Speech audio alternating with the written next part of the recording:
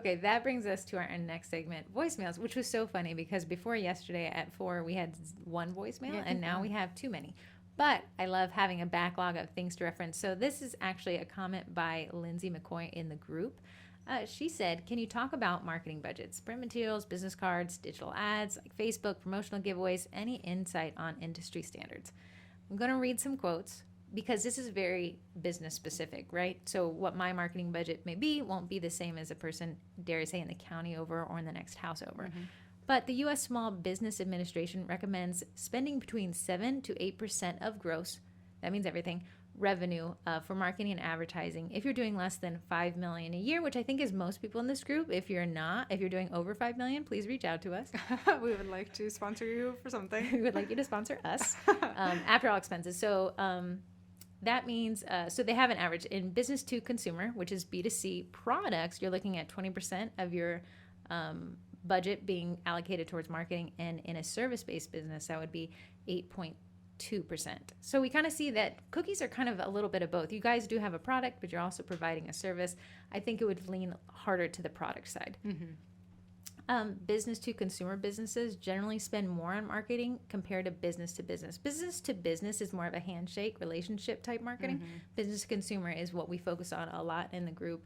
Smaller companies spend more on marketing as a percentage of their total revenue than larger companies. So the breakdown, if I was going to say I'm going to spend 2% on marketing, I would be the SBA average guide of low in my marketing budget.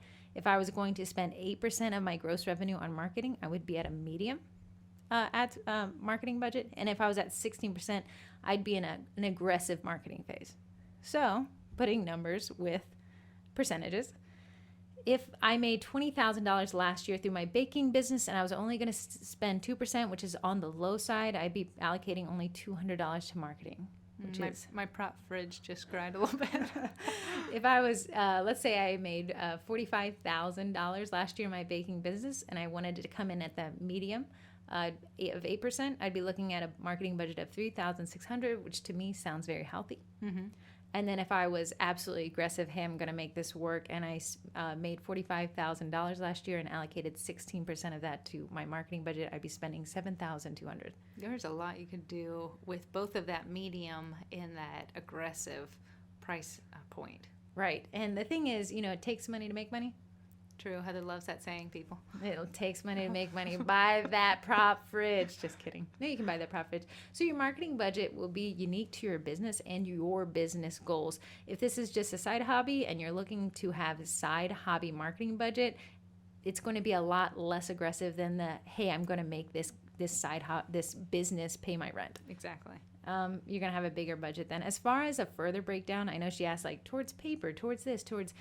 What I'll spend in my marketing budget depends on my goals as well. If I'm going to be a farmer's market seller, I'm going to have a lot more fees involved than if I'm going to be a pop-up person who's going to have a lot more packaging cost.